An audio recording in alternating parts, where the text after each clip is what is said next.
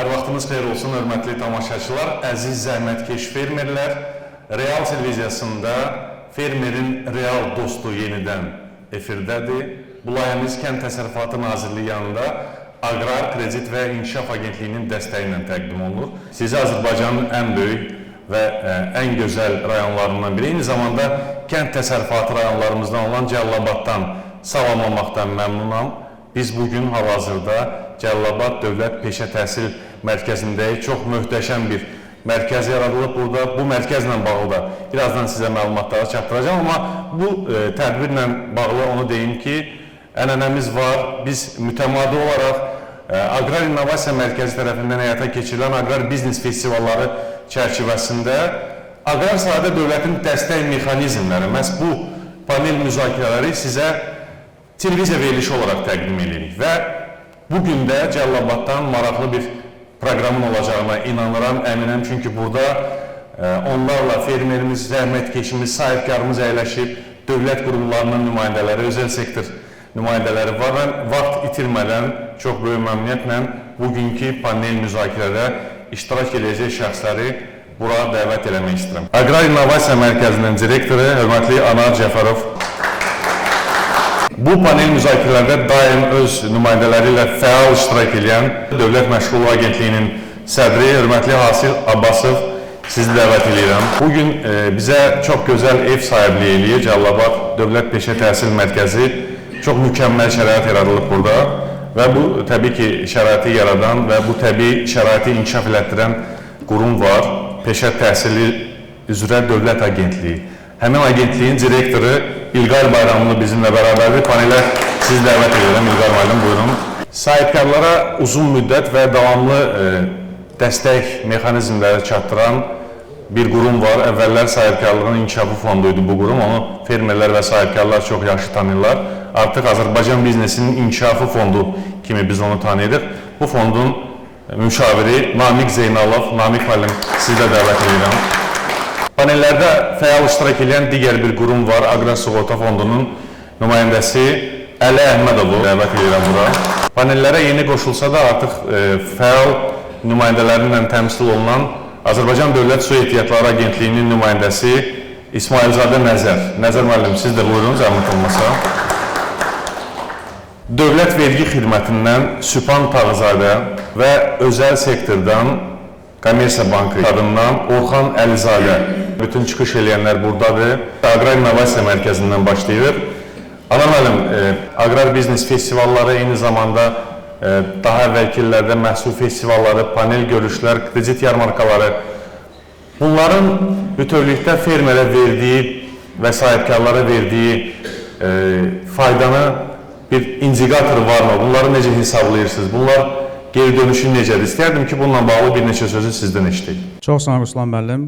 Qeyd etmək istəyirəm ki, son 4 il ərzində bölgələrdə mütəmadi olaraq Aqrar Biznes Festivalları keçirilmişdi və burada bizim fermerlərimizlə təchizatçı şirkətlər arasında əlaqələr qurulmuşdur və təkcə keçən il ümumilikdə 8 milyon manatdan çox satış dövrəsi olmuşdu və bu 8 milyon manatın 1 milyon manatdan bir qədər çox hissəsi məhz bizim fermerlərimizin öz məhsullarının satışı tutmuşdur. Bu tədbirlərdə məlumat sessiyaları keçirilir, təlimlər keçirilir və orada bizim fermerlərimizin bölgələrdə keçirilən bu tədbirlərdə təkcə təchizatçı şirkətlərin göstərdiyi məhsullar deyil, o cümlədən də həmin şirkətlərin göstərdiyi xidmət, onların təcrübəsi də bölüşülür. Və qeyd etmək istəyirəm ki, keçən il olduğu kimi hər il bölgələrdə o cümlədən toxum səhəri satış yarmarkaları keçirilir, kredit yarmarkaları keçirilir, hansı ki, hər birinin ayrıca auditoriyası var, ayrıca məsələləri həll edir və artıq keçən ildən başlayaraq bölgələrdə aqrar sahədə dövlətin dəstək mexanizmləri adı altında panel müzakirələr keçirilir. Bu panel müzakirələrin keçirilməsində də böyük ehtiyac var idi, çünki bizim fermerlərimiz öz fəaliyyətində bir çox dövlət qurumlarının göstərdiyi xidmətlərdən bəhrələnir. Amma bölgələrdə keçirilən bu tədbirlərdə bütün dövlət qurumlarının iştirakı daha böyük əməkdaşlığa gətirib çıxarmışdı və artıq qeyd etmək istəyirəm ki, keçən il bizim 12 iqtisadi rayon üzrə 14 bölgədə bu panel müzakirələr keçirilmişdi. Burada iştirak edən bütün dövlət qurumlarına təşəkkür bildirirəm. Özəl sektora təşəkkür bildirirəm ki, bu məhz dövlət-özəl tərəfdaşlığı çərçivəsində baş tuta bilərdi. Necə ki, baş tutub. Ona görə də bizim dəyərli zəhmətkeşlərimizə aktiv şəkildə sizi narahat edən bütün istiqamətlər üzrə nə sualınız varsa, aktiv şəkildə bu diskusiyaya qoşulmağa dəvət edirəm. Çox sağ olun. Minnətdaram Alan müəllim, çox sağ olun. Sözü Dövlət Məşğulluq Agentliyinin sədri hörmətli Hasil Abbasova vermək istəyirəm. Hasil müəllim, aqrar sektora yönəlib böyük layihələriniz var. Burada ələşənlərin çox böyük əksəriyyəti elə bu sektorun adamlarıdır. Hansı layihələriniz var? Buyurun, sizə işləyək. Təşəkkür edirəm Ruslan müəllim. Mən də bütün panel iştirakçılarını, dinləyiciləri Dövlət Məşğulluq Agentliyindən salamlayıram. Ümumiyyətlə, dövlətin təhlükəsizliyi üçün ən önəmli dayanıqlığı təmin edilməli sənaye sahələrindən biri aqrar sahədir. Aqrar sahə Azərbaycanda olub, var və bu inkişaf edir. Amma bu inkişaf səriştəli, kompetensiyalı, kadrlarsız, çətin və çox uzun yol gedər.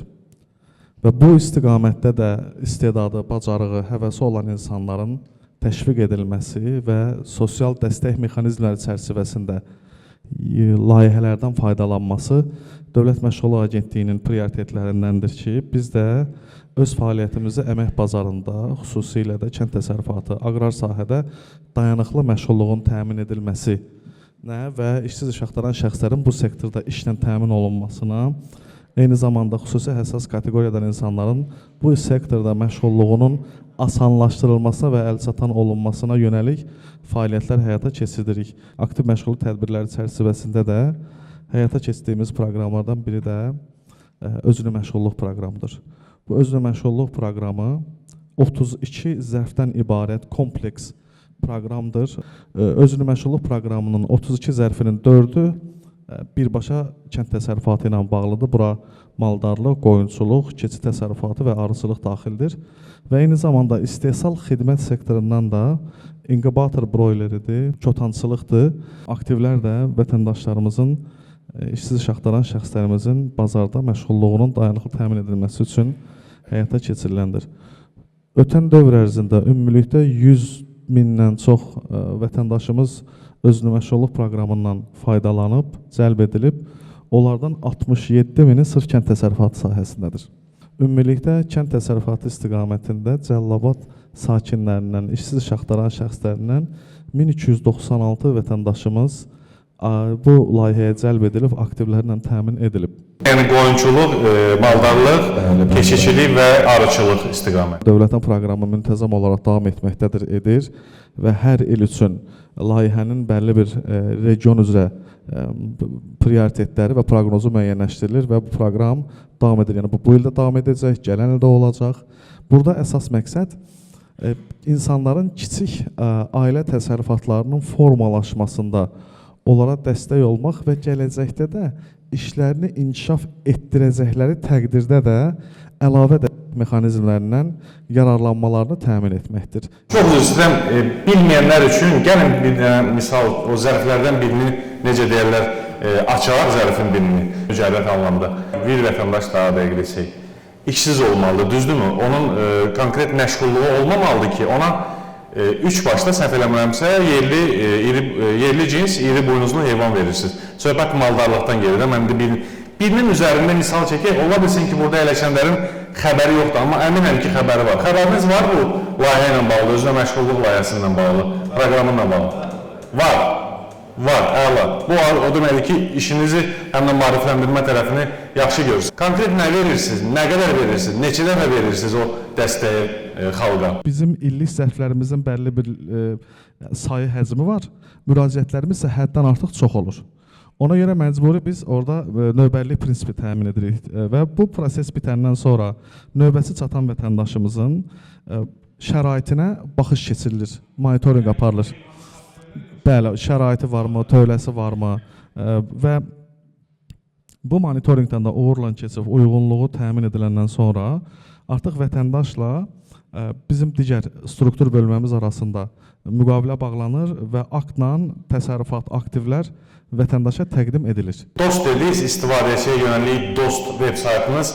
Bizim verilişimiz də fermerə yönəlik fermerin real dostudur.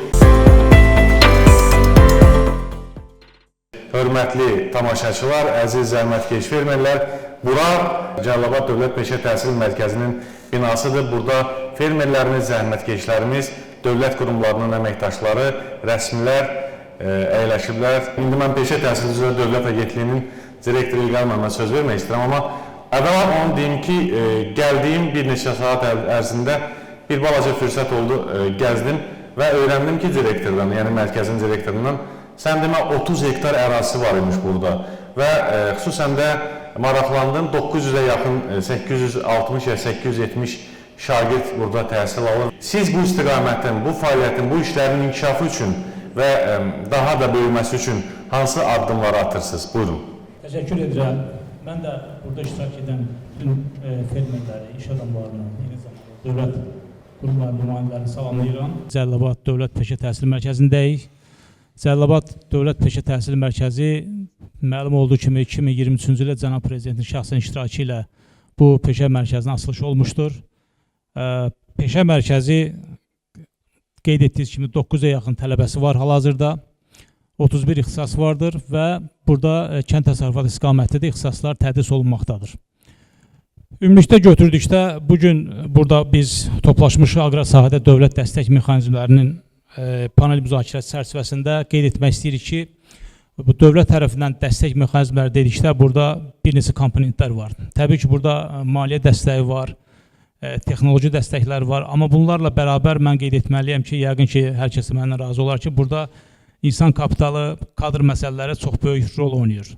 Bu mənada biz agentlik olaraq bizim üzərimizdə düşən məsələ əmək bazarının real tələblərinə uyğun kadrları yetişdirmək və onları əmək bazarında real iqtisadiyyatın bir qolu olan kənd təsərrüfatında işə başlamaq üçün hazır bir vəziyyətə gətirməkdir. Ölkə üzrə bizim 79 peşə təhsil müəssisəmiz var. Burada təqribən 37-40 minə yaxın ümumilikdə tələbə təhsil almaqdadır. Bu 152 ixtisas üzrə müəyyən olunmuş tələbələrdir və kənd təsərrüfatı ixtisaslı, yəni kənd təsərrüfatı, balıqçılıq və meşə təsərrüfatı peşə istiqaməti üzrə oxuyan ölkə üzrə tələbələrin sayı təqribən 4000 nəfərdir. Bu ümumi tələbələrin belə deyək, müsahibində əhəmiyyətli bir hissəni təşkil edir. Bu da bir daha bizim bu sahəyə olan belə deyək, marağın, diqqətin bir nəticəsidir. Dövlət Məşğulluq Agentliyinin də rəhbəri buradadır. O şəxslərin işlə təmin olunması və ya iş tapması əmək bazarında necə olur? Elə bölgələr var ki, bizim üçün həssas bölgədir Qusar-Quba zonası. Məhsullarımız ixrac olunur xaricə. Amma ciddi deyək ki, aqronom problemimiz var. Bax, bu mənada həmin elə burada oxuyan o müxtəlif ixtisas, yəni aqrar ixtisaslar üzrə adamlar, şəxslər, bizim kapitalımız, siz dediniz kimi insan kapitalımız sonradan bu digər formada istər dövlət, istər özəl sektorda özlərinə iş tapa bilirlərmi? Çox yaxşı suala toxunursunuz. Mən təşəkkür edirəm buna görə. Burada bir neçə məsələ var. Məsələnin belə deyək, həlqəvi bir düzülüşünə baxsaq, hər şey başlayır tələbə qəbul yerlərinin sayının müəyyən olunmasından. Təbii ki, hansı regionda, hansı məktəbdə, hansı ixtisaslar olmalıdır məsələsi bu şərti olaraq peşə məktəbinin özünün oturub bir axşam qərara gəldiyi bir rəqəmlər olmur. Bu təbii ki, həmin regionun iqtisadi potensialı, həmin əmək bazarının təhlili, həmin əmək bazarından ehtiyac olan real hansı ixtisaslar üzrə kadr ehtiyacı varsa bu məsələdə təhlil olunur. Burada biz mütləq şəkildə işə götürənlərlə birlikdə işləyirik. Yəni onların rəyləri mütləq şəkildə Bəli. Bununla bərabər Əmək və Əhalinin Sosial Müdafiəsi Nazirliyi yanında Milli Observatoriyanın mütləq şəkildə çox belə detallı, əhatəli təhlilləri bizim üçün çox həm də mayak rolunu oynayır. Elmi belə də yanaşmalardan istifadə etməklə biz hansı regionda hansı ixtisaslar olmalıdır, işə götürənlərin rəyi nəzərə almaqla hər il müəyyən olunur.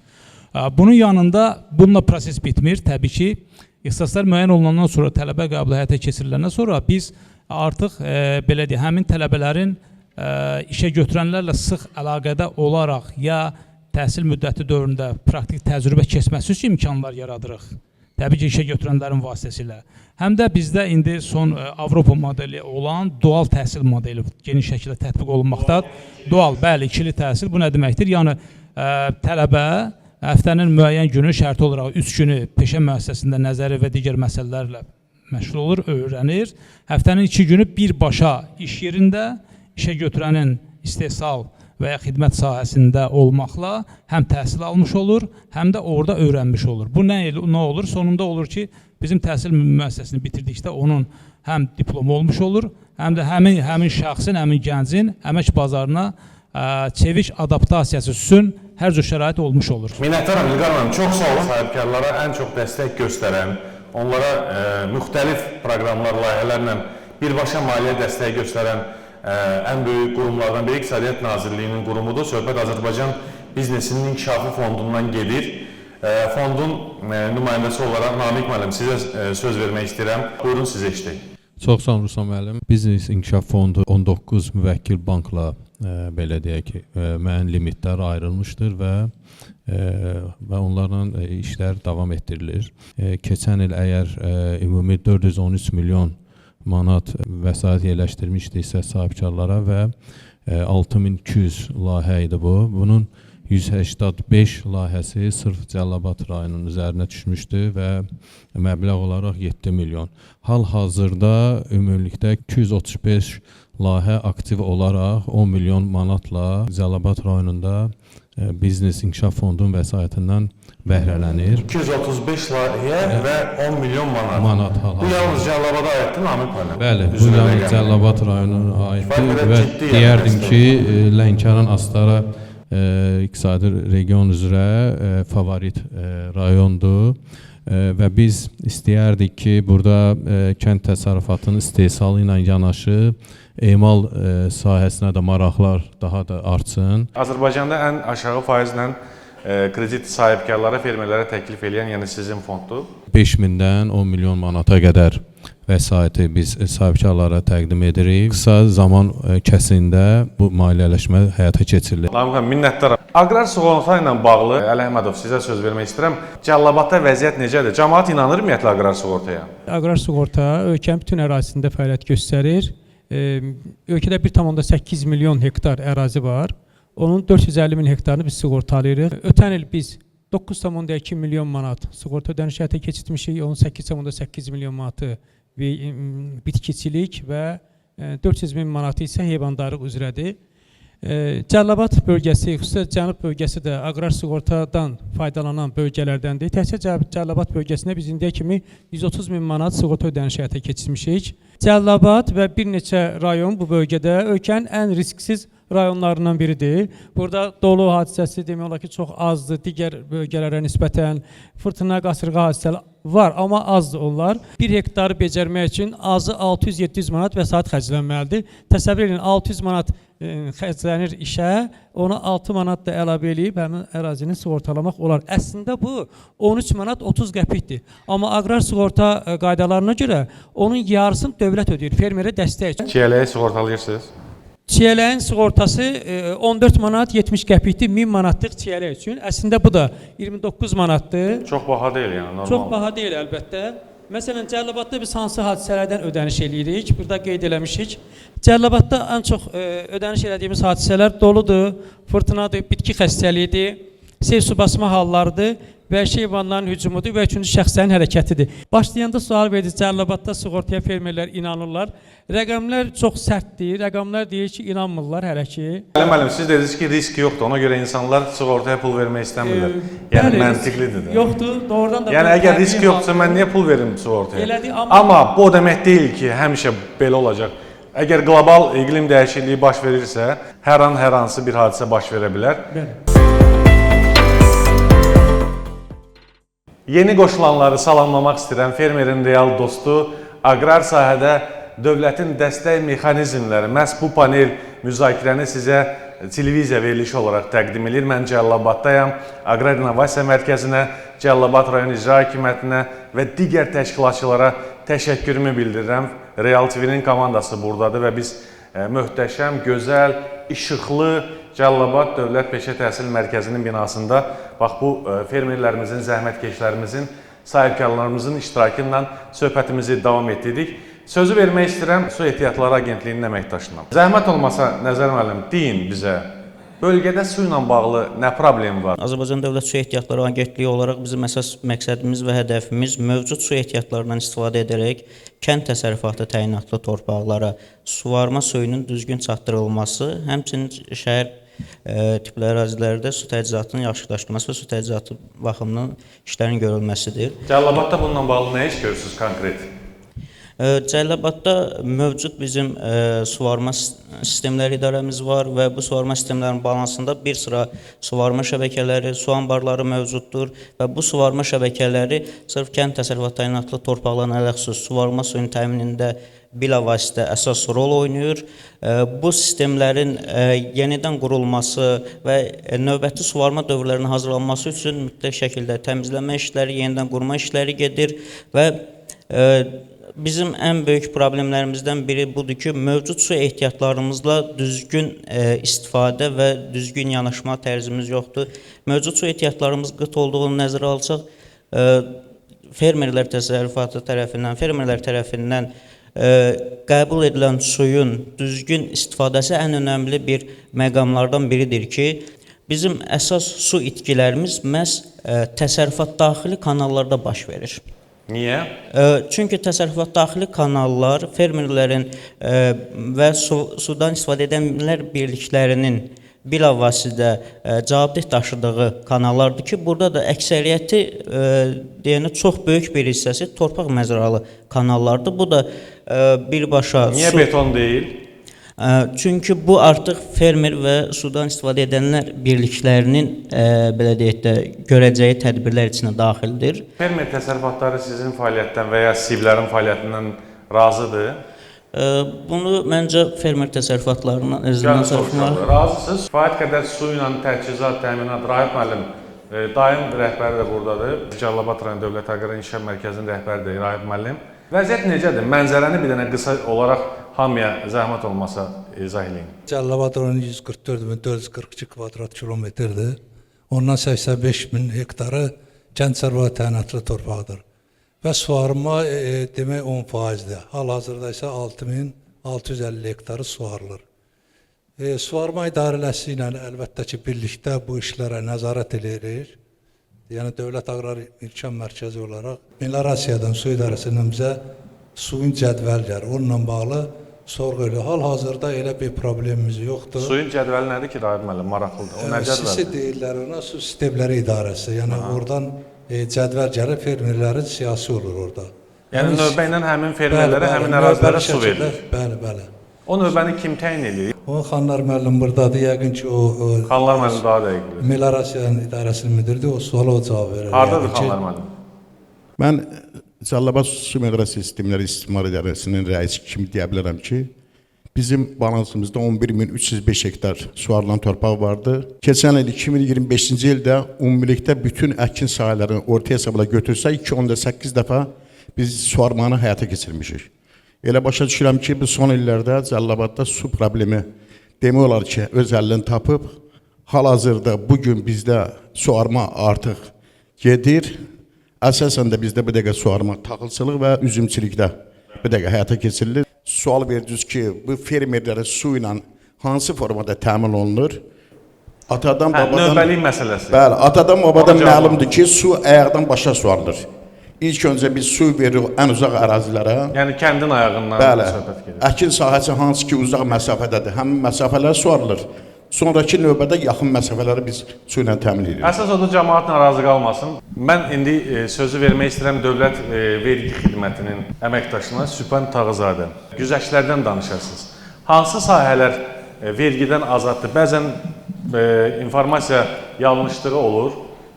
Biz bilirik ki, ümumilikdə kənd təsərrüfatı çox böyük mənada vergidən azaddır. Amma hansı istiqamətdə? Nələr vergidən azaddır? Kimlər bu güzəştdən istifadə eləmək hüququna malikdir? Kənd təsərrüfat məhsullarının istehsalı ilə məşğul olan sahibkarlar əldə etdiyi gəlirləri əlavə dəyər vergisi, gəliri sadələşmiş və digər vergilərdən azaddır. Lakin bəzi sahibkarlar qeyd etdiyiniz kimi məlumatsızlar nədən? Yəni fəaliyyət göstərdiyi əkin sahəsi olsun, fermer təsərrüfatı, ferma vergi orqanında mütləq şəkildə qeydiyyatda olmalıdır. Hər hansı bir mağazada yalnız meyvə satışını həyata keçirən sahibkar təkidlə bildirir ki, mən vergi ödəməli deyiləm. Soruşuram, niyə deyir ki, mən kənd təsərrüfat məhsullarını satışını həyata keçirirəm. Çox çətinlik çəkdiyimiz sahələrdəndir. Biraz belə deyək də, qəbul eləmək istəmirlər, çünki orada vergi öhdəliyi yaranır deyə. Amma reallıq budur ki, əgər istehsal etdiyin məhsullar öz torpaq sahəsində və yaxud da icarə götürmüsənsə, mütləq şəkildə icara müqaviləsində və yaxud da öz əkin sahəsində yetişdirmisinizsə, onu mütləq şəkildə kupça ilə vergi orqanında qeydə qoymaq lazımdır. Çıxarışla. Biz bəli, 6 saylı ərazi vergi başlanğıcında həyata etdiyi 7 rayonda xidmət mərkəzləri yerləşir. Həmin xidmət mərkəzlərində xidmət şöbəsinin əməkdaşları ətraflı, geniş məlumat verirlər. Minnətdaram. Çox sağ olun. Orxan müəllimə, Orxan Əlizadə. Fermerlərə, sahibkarlara hansı formada dəstək mexanizmləriniz var və bir kommersiya bankının nümayəndəsi olaraq bu dəstəyi necə göstərirsiniz? Azərbaycan Biznes İnkişaf Fondu ilə həmçinin Aqrar Kredit İnkişaf Agentliyi ilə də əməkdaşlıq edirik. Ondan əlavə də daxili kreditlərimiz var. Sahibkarlara maksimum çalışırıq ki, daha aşağı faizlərlə, yəni 5%, bir də fondun təşkil etdiyi digər 7% və 12%li AÇK kreditləri ilə təmin edək. Dəyərli tamaşaçılar, hörmətli fermerlər, əziz zəhmətkeşlər, mənim ən sevdiyim hissəyə keçirik. Bu açıq mikrofonda biz indi insanlara, bizim vətəndaşlarımıza, fermerlərimizə müraciət edəcəyik ki, kimin nə sualı varsa, burada əyləşən dövlət qurumunun nümayəndələrinə ünvanlasınlar. Adınız, soyadınız, özünüzü təqdim edin, zəhmət olmasın. Məmmədov Seyfəddin, Soyuqbulaq kənd sakinim. Camışdırla məşğul. Göl var idi orada. Həmin o göldə bizim heyvanlarımız camış saxlayırıq da. Camışçılarımız adımız orada su içirdi, suda yatmalı camışlar. İstəyirik ki, bizə dəstək olsun ki, bu camışçılara dəstək olsun. Kim dəstək olsun? Bu su minerasiyası köməkli göstərən dövlət tərəfindən. O suyu bərpa eləyək orada. Günə qədər kimə müraciət eləmişsiniz? Hər yerə yazmışıq. Məsələn, hara yazmışsınız? Və yaxud o problem ümumiyyətlə vətəndaşın, yəni su tutarını kim yaratmalıdır? Belə bir öhdəlik şəhər icra hakimiyyətindədir və ya su idarəsindədir. Vətəndaşın dediyi ki, şikayətlə bağlı məlumatım var, Ağdaş kəndindədir. Həqiqətən bunların orada əziyyəti var, onu danmaq olmaz. Camışa da əlbəttə ki, su olmayan yerdə camış inkişaf eləyərmə, camışçılıq. Orada biz qəbulda olanda hörmətli başçımız orada tapşırıq verdi ki, yəni o bərpa olunsun və əvvəlki qaydaya salınsın. Rafiq müəllim özü də buradadır. Tapşırıq veribsə, deməli bunu icra eləmək lazımdır da, düzdür. Nə vaxt icra olunur? Mən elə biləm, bu bayram aylarından sonra həll olar. Təşəkkür edirik, çox sağ olasın. Cəlilabad rayon Uzuntəpə kənd sakini, eyni zamanda biologiya müəllimi Ramazanova Xəyalə layihə təklifim var. İstəyirəm ki, bu layihənin ərsəyə gəlməsində dövlət orqanları dəstək göstərsin. Regional orqanik model layihəsidir. Layihəm əgər ölkə miqyasında həyata keçirilərsə, həm ölkə iqtisadiyyatına, həm də ki, insanların sağlam qidalanması üçün mühüm töhfəsi olar. Ölkədə ilk orqanik brokolini yetişdirən müəllifəm. Çox gözəl. Əqli Mülkiyyət Agentliyi ilə bununla bağlı əmtəyi nişanım da var və bununla yanaşı digər tərəvəz bitkilərini də orqanik şəkildə yetişdirmişəm, uğurlu nəticəsi olub. Siz buna dövlətdən nə dəstək istəyirsiniz? Yəni dövlət orqanları dəstək göstərərsə, ölkə miqyasında həyata keçirilsin. Dəstək sizin üçün nədir? Yəni maddi olaraqdır, fiziki olaraqdır. Yəni biz onu başa düşək. Məsələn, tutaq ki, hər hansısa bir mən bitkini yetişdirmək istəyirəmsə, torpaq lazımdır bizim üçün, müəyyən sahə lazımdır. Dövlət Məşğulluq Agentliyinin sədri Asil müəllim. Təklifiniz üçün və təşəbbüsünüz üçün təşəkkür edirəm Xəyalə xanım. Ümumiyyətlə layihə təşəbbüsü bir neçə mərhələdən keçir. Burada bizim kolleqalarımız iştirak eləyir, sizi dəvət edəcəklər. Layihənizin biraz daha modelləşməsini bitirin. Torpaq lazımdır, işə əməkdaş götürməliyəm, bu avadanlıq lazımdır, bu tam onun açılışını verin. O zaman biz Dövlət Məşğulluq Agentliyi olaraq mən burada sizə bunu sözün verə bilərəm ki, siz bilməsəniz belə biz aidiyyəti digər dövlət orqanlarına bizə birbaşa ünvanı olmayan tərəflərinizin də lobbiçiliğini apara bilərik. Amma dediyim kimi ideya kimi yox, artıq oturuşmuş, hesablanmış model kimi təqdim edərsəniz, bizim əməkdaşlar sizi mütləq dəvət edəcəklər, onlara geniş təqdim edin. Bəli. Hasim xanım, çox sağ olun. Xəyalə xanım, Bəli, buyurun. məncə artıq birinci dəstək var. Təşəkkür bir dəstək minnətdaram. bir qurumdan var. Kənd Təsərrüfatı Nazirliyi Aqrar İnnovasiya Mərkəzinin direktoru Anar müəllim, sizin də əlavəniz var. Düşünürəm ki, bütün dövlət qurumları buradadır, o cümlədən biznes sektoru buradadır. Yəni layihə maraqlısa niyə də dövlət qurumları, o cümlədən özəl sektor bu layihəyə dəstək olmasın. Çox sağ olun ki, belə təşəbbüskarsınız və bu bizi yalnız sevindirə bilər. Çox sağ olun. Çox sağ olun Anar müəllim. 2 dövlət qurumu artıq dəstək oldu. 3-cü dövlət qurumu Biznes İnkişaf Fondu, buyurun Namiq müəllim. Layihələri biz dəstək oluruq. Xüsusilə xanım sahibkar bizim üçün bir xüsusi prioritetdir, qadın sahibkarlara dəstək olmaq. Aslıdır layihənin dəyərindən və tövsiyə edərdim ki, layihənin maliyyə hissəsini dəyərləndirin, smetasını qurun və ona uyğun olaraq ehtiyac varsa biznes planı hazırlansın və fond olaraq müvəkkil banklar vasitəsilə dəstək olmağa biz hazırıq. Bu da sizin üçün maliyyə dəstəyi. Çox sağ olun. Başqa sözünüz var Xəyalət xanım? Buyurun. Mən alqışlayıram müəlliməmizi. İlk növbədə müəllimədir. Yəni biologiya müəllimi dedi. Təbii ki, əsas məsələ sizin bu biznes məsələnizdir. Bu məsələlərdə həmkarlarımız qeyd etdiyi kimi dəstək göstərəcəklər. Çox arzulayırıq sizin biznesiniz genişlənsin, böyüsün. Uyğun bildiyiniz vaxtda, o biznesin yaxşı bir vaxtında mən sizə dəvət edirəm, həm də bu məktəbimizdə pedaqoq kimi çalışmağa. Möhtəşəm. Çox sağ olun, təşəkkür edirəm. Alqışlayarıq. Buna görə təşəkkür edirəm. Hələ bitməyib. Agrosistem şirkətinin təsisçi və direktoru çox hörmətli Köçəri müəllimə verək. Köçəri Həsənə, buyurun Köçəri müəllim. Xanım, bizdə deməli belə bir maraq yaranmışdı ki, konteyner tipli, mobil, yəni hər hansı bir nöqtədən digər bir nöqtəyə daşına biləcək elə bir orqanik məhsulların yetişdirilməsi üçün bir sistem yaradıq. Kökdən qidalanma, orada yəni torpaqdan qidalanma da ola bilər. Aeroponika. Əgər sizdə elə bir təklif formalaşarsa, yəni sizin və elmi səviyyənizlə biz onu ərsəyə gətirə bilərsə, mən o təklifi dəyərləndirərəm və onu maliyyələşdirməyə də hazıram. Təşəkkür edirəm Köçəri müəllim.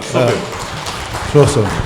Mənim sualım Əli müəllimədir. Əli müəllim qeyd elədi ki, Cəlilabad rayonuna 130 min manat sığorta ödənilib.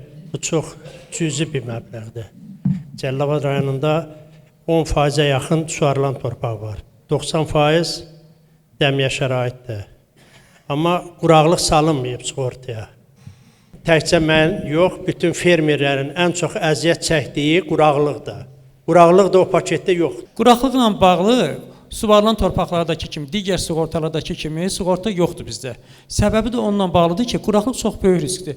Burada Su Ehtiyatları Agentliyi əlləşibdir. Burada ölkəmizin ərazisini götürsək, yağdan çoxlu elə dəmiyə ərazidir. Orada həmin ərazidə hadisə baş versə, fondun vəsaitləri heç buna kifayət eləməz. İndi müzakirə gedir ki, həm gücümüz çatan olsun, bəyan eləyək, sonra deyək ki, alınmadı, bu dövlətimizin xidmətinə və onun o fəlsəfəsinə uyğun deyil. Bazardığımız güzəşti müəyyən eləyək, hansı formada bazara biləcəksə, həmin formada da bu tətbiq olunacaq. Cəlilabad rayon İcra Hakimiyyətinin başçısı çox hörmətli Rafiq müəllim, siz tədbirin yekunu olaraq bir neçə sözlə istəyərdim ki, kürsüyə buyurub yekunu siz burası, sonra mən sağollaşacağım verilişdə. Alqışlarınızla Rafiq müəllim, buyurun. Təşəkkür edirəm. Çox maraqlı müzakirə getdi. Fermerlərimiz bəzi suallarına cavablar aldı. Amma burada qaldırılan bir suala mən də cavab vermək istəyirəm. Seyfəddin müəllim o camışlar üçün göl məsələsini dedi. Mən özüm şəxsən həmin ərazidə olmuşam. Həmin göl ona görə açıldı qabağı ki, düz Biçar bulağı deyilən bir bulaq var. O bulağın düz qarşısında göl təşkil olunmuşdu. Su yığılanda gedib bulağı da tuturdu. Bulaq qalırdı gölün suyun altında. Ona görə şikayət elədi yerli cəmaət bir neçəsi. Biz o gölü açdıq. Bir 50 metr təxminən aşağıda, daha aşağı relyefdə yeni bir göl yaratdıq. İndi o gölə ola bilər su yığılıb, yığılmayıb. Amma əmin olun ki, havalar istiləşənə qədər o göldə su olacaq. Tapşırıq verdim, araşdırırlar. Orada su yığılmış da ola bilər, axıb gedib, amma yenidən bərpa olunacaq. Camışlar üçün göl olacaq. Bir daha qonaqlarımıza, aidiyyatlı dövlət qurumlarına təşəkkür edirəm. Yerli sahibkarlara doğrular arzulayıram. Sağ olun. Rafiq müəllim, çox sağ olun, çox minnətdaram. Şəxsən öz adımdan sizə təşəkkür edirəm. Qardaş, sənin də camışların məsələsi ən yuxarı səviyyədə həll olundu. Hörmətli tamaşaçılar, əziz zəhmətkeş fermerlər, Cəlilabad rayonundan yayımımız, verilişimiz yekunlaşmaq üzrədir. Mən əvvəla sonda bir daha Kənd Təsərrüfatı Nazirliyi Aqrar İnnovasiya Mərkəzinə, Cəlilabad rayon İcra Hakimiyyətinə, bütün təşkilati məsələlərdə dəstək olan qurumlara və ələxüsusda bax bu gözəl məkanda, bu gözəl işıqlı Cəlilabad Dövlət Peşə Təhsil Mərkəzində bizə qucaq açan, necə deyirlər, ev sahibliyi eləyən quruma təşəkkürümü bildirmək istəyirəm. Düşünürəm ki, ən böyük təşəkkür, ən böyük minnətdarlıq bizim fermerlərimizə və zəhmətkeşlərimizə düşür. Çünki onlar sözün əsl mənasında alın təri və əl qabarı ilə illərini, ömürlərini, günlərini sahələrdə torpaqla keçirirlər və bizim də işimiz dövlət qurumları olaraq, həm də fermerin real dostu olaraq onlara sözün əsl mənasında dost olmaqdır. Hələlik.